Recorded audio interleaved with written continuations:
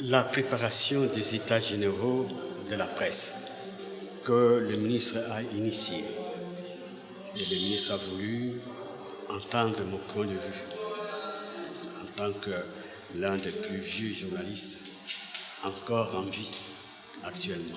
J'ai félicité le ministre et je l'ai encouragé pour l'initiative qu'il a prise d'organiser les états généraux de la communication.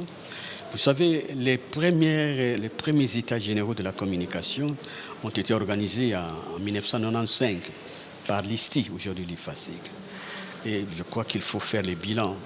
Est-ce que nous avons obtenu les résultats escomptés que nous avions souhaités en 1995?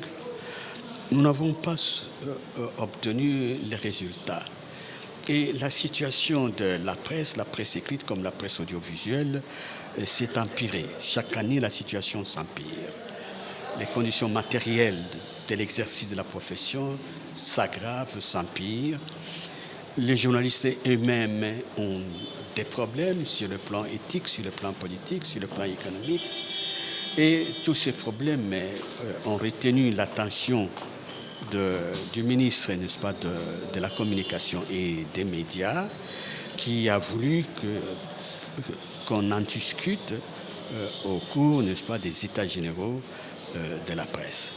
Moi d'abord, j'ai encouragé les états généraux. Il y a beaucoup de choses à faire.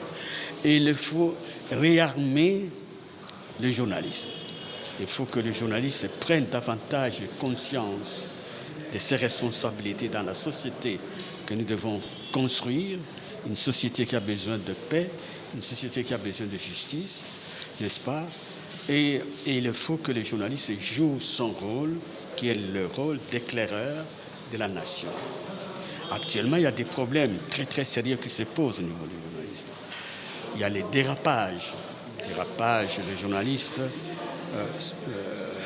ont beaucoup de difficultés à assumer, n'est-ce pas, leur mission. Alors, il faut le réarmer, et c'est l'objet, n'est-ce pas, des états généraux, c'est précisément de réarmer les journalistes, leur faire prendre conscience de leurs responsabilités, du rôle éminent qu'ils sont appelés, n'est-ce pas, à jouer, n'est-ce pas, pour un nouveau décollage, n'est-ce pas, journalistique dans notre pays.